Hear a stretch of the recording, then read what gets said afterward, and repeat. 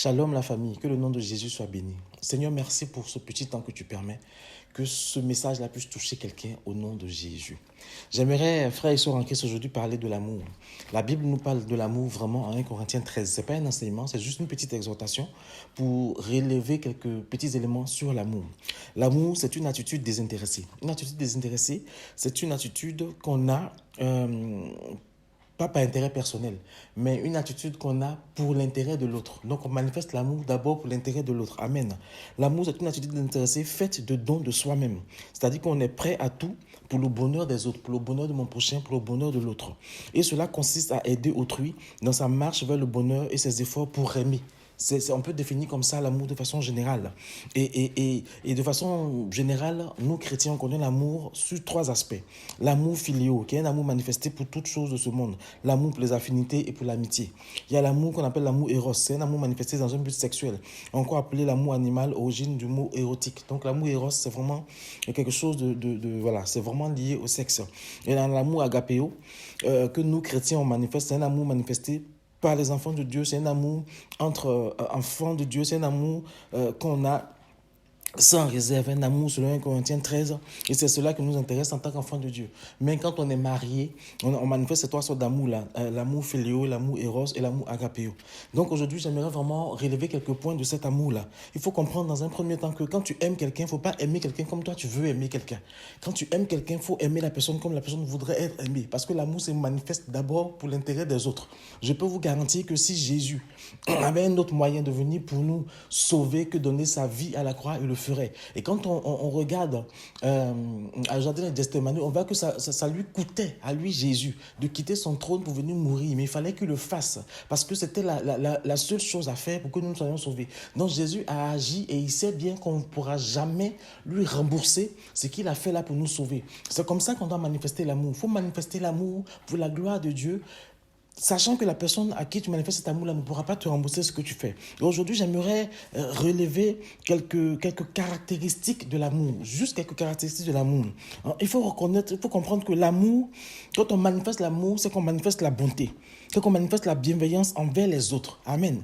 Il faut savoir que quand on manifeste l'amour, cet amour qu'on manifeste là, il ne faut pas le vanter. Comme dit 1 Corinthiens 13, l'amour ne se vante point. Amen. Il faut comprendre que l'amour qu'on manifeste, on ne le raconte pas nous-mêmes. C'est quelqu'un d'autre qui raconte pour nous. Mais cet amour-là, dans tous les cas, doit se vivre. Amen, amen. Il faut comprendre que cet amour-là qu'on manifeste, c'est un acte présent. C'est un acte qu'on accomplit maintenant. Ce n'est pas je ferai alors que je peux faire aujourd'hui. C'est quand je peux faire aujourd'hui pour t'aider, il faut que je le fasse maintenant. Amen, amen. C'est ça, l'amour manifesté. La Bible dit que quand Dieu a vu que l'homme a péché, il n'a pas dit je vais faire ça demain. Tout de suite, il a tué. Quand on lit, quand on comprend bien comment c'est que le plan de Dieu, le plan sacrificiel de Dieu, on peut dire qu'il a tué deux agneaux ou un agneau, enfin, il a tué des agneaux pour habiller Adam et Ève. Il n'a pas attendu le lendemain, il n'a pas attendu 2 jours plus tard, il l'a fait tout de suite. Donc l'amour, c'est un acte présent.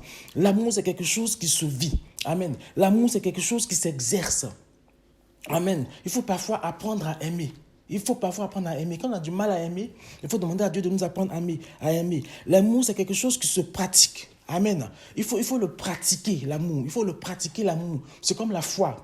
Pour qu'elle grandisse, il faut la pratiquer. Amen. L'amour, c'est la vie. Amen. Et cette vie elle-même, elle est la lumière des hommes qui est aussi la parole de Dieu. Donc l'amour que nous, enfants de Dieu, nous manifestons, elle est issue de la parole, elle vient de la parole de Dieu et c'est la parole de Dieu. Quand on aime la parole de Dieu, on aime forcément notre prochain, on aime forcément celui qui est autour de nous. Amen.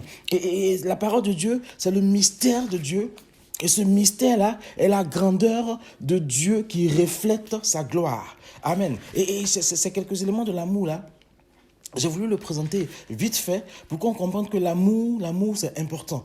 L'amour, c'est important. Et il ne faudrait pas manifester l'amour pour soi-même, non. Enfin, si, il faut s'aimer. Mais je veux dire, quand tu veux aimer quelqu'un, il ne faut pas aimer la personne comme toi tu veux qu'on t'aime, pardon. Amen. Et c'est comme ça. Quand tu veux, tu aimes quelqu'un, que tu veux offrir quelque chose à quelqu'un, n'offre pas quelque chose dont toi tu penses que ça va faire plaisir à la personne. Offre quelque chose qui va faire plaisir à la personne certainement. C'est ce que la personne aime, ce que la personne voudrait. C'est ça qu'il faut lui offrir. C'est ça l'amour. Bien-aimés frères et sœurs en Christ, cette petite exhortation-là pour dire que l'amour révèle certains caractères. L'amour, c'est un acte désintéressé. L'amour se dirige d'abord vers autrui, vers mon prochain, vers mon ennemi, vers quelqu'un d'autre. L'amour, c'est aider quelqu'un à atteindre un but.